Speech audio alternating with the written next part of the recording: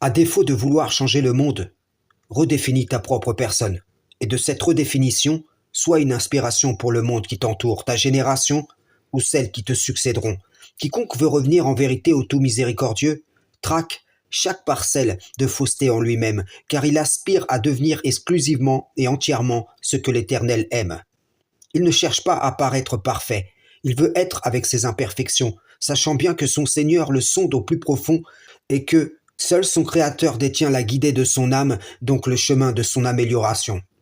Sa salate, ses consécrations, sa vie, sa mort appartiennent à Allah, Seigneur des mondes. La recherche de sa face n'est pas seulement dans sa connexion avec le Tout-Puissant, mais aussi dans son comportement envers les gens.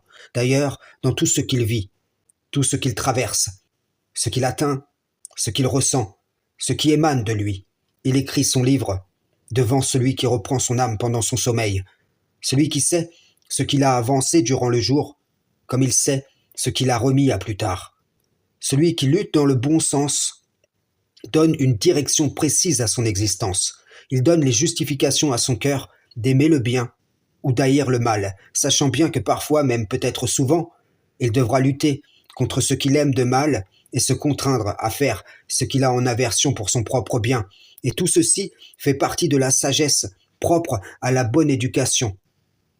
S'il est pourvu de bien, il dépense avec largesse. Et s'il en est dépourvu, il dépense de lui-même dans le sentier de l'Éternel. Et c'est sa façon à lui de lutter pour que la cause d'Allah triomphe.